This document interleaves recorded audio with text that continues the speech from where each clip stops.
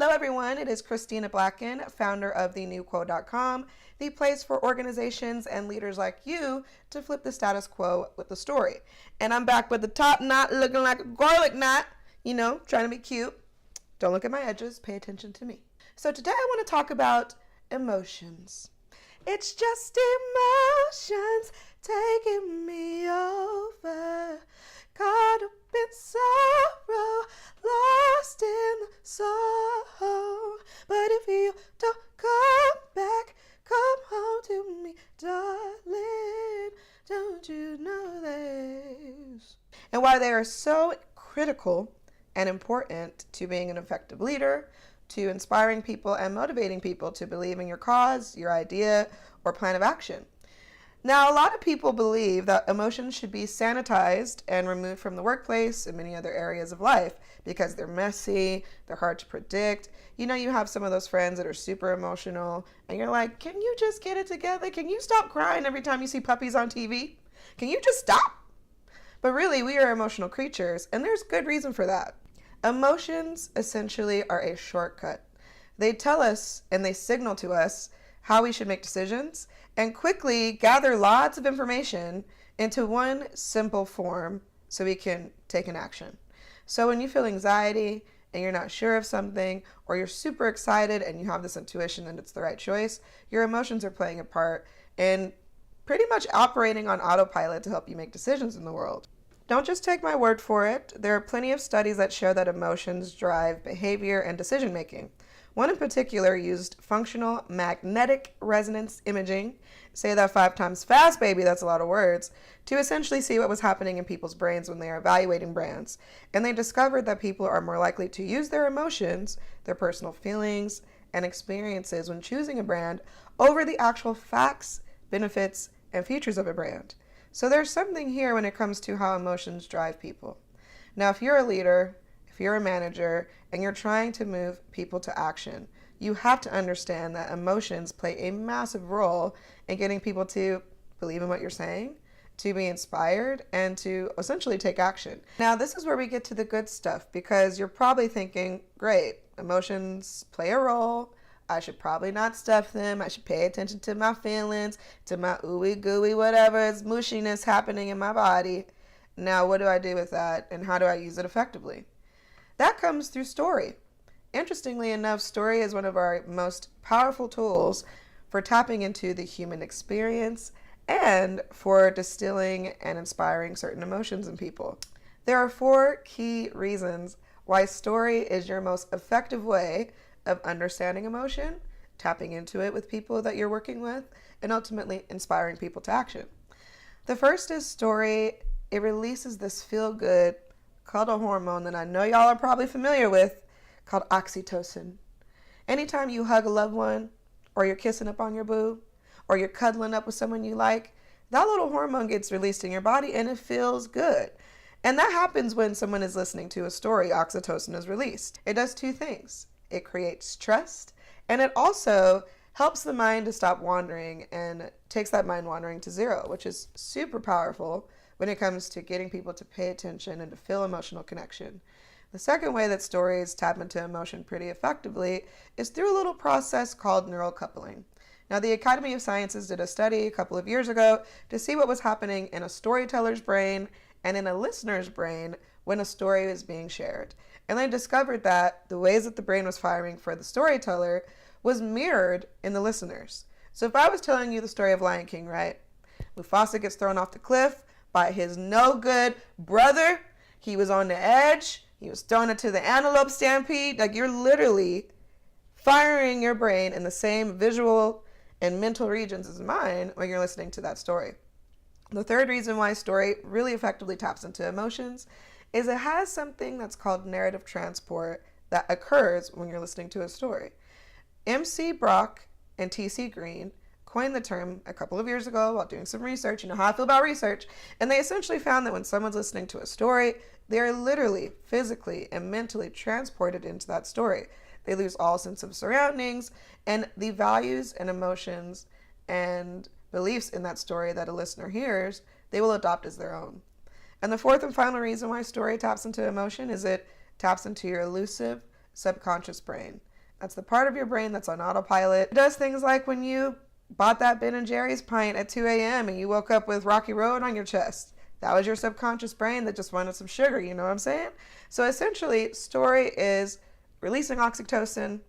It's creating emotional connection through neural coupling. It's transporting people through narrative transport and tapping into the elusive subconscious brain. With that in mind, why is it so important to understand story as a leader and as a communicator? That is your one tool for connecting, inspiring, and moving the people that you lead. What else do you have? You're communicating with them, and that's primarily how you are sharing your goals, talking about the next step of the organization, figuring out what to do in terms of the actions that are going to be taken by employees. Everything relates down to communications and the stories that you share within those communications.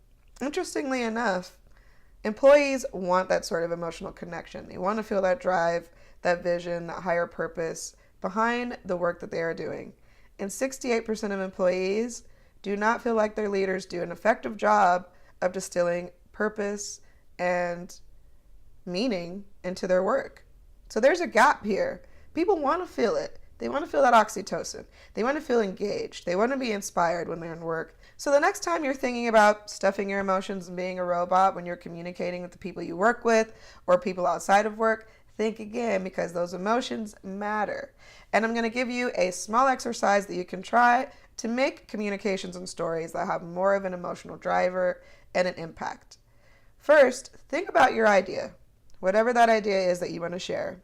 It could be a new goal for the quarter for your company. It could be a book that you're creating. It could be a business that you're developing. Think about the 2 to 3 key pain points that this idea solves for the people that you want to adopt the idea. Does it help them make things simpler? Does it help them organize? Does it solve a big financial problem? Whatever those problems are. Then think about those problems and how they would feel emotionally if they were solved. Would they feel light? Would they feel clarity? Would they feel happy, energized, inspired? Think about those emotional drivers. Now, when you communicate about your idea, you want to write down the key emotional drivers that you're trying to convey in the idea. Is it humor? Because you know that people want some escape and entertainment. Is it inspiration? You're going to give them tips and information on how to improve and to leverage the talent that they have for their idea.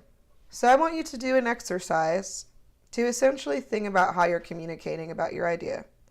Get a piece of paper. It could be a digital piece of paper because I know you on your computer or phone, or it could be a physical one if you're old school like that.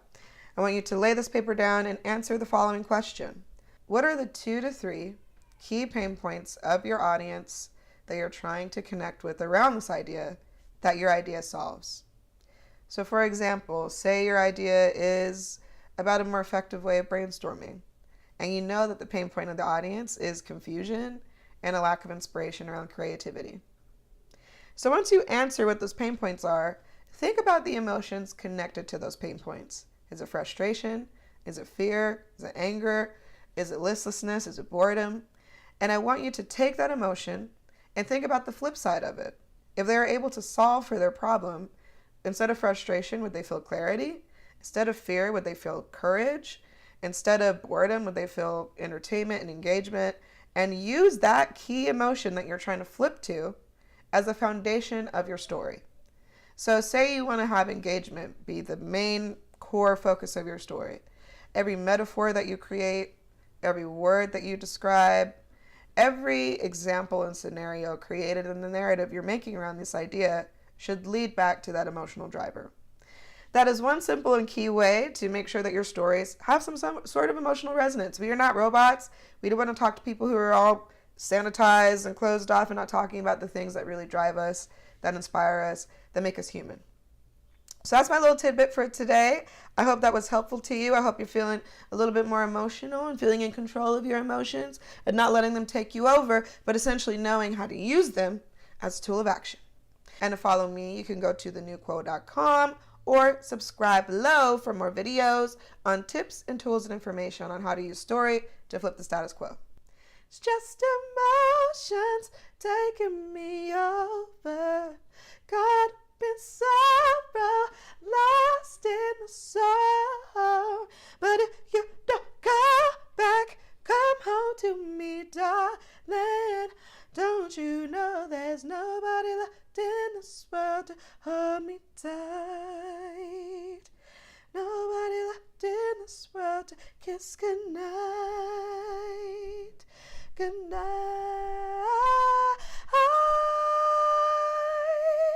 Goodnight. Yeah, yeah. Sorry for the Kermit the Frog voice. A little bit ashy in the vocals. I'm trying. Bye, folks.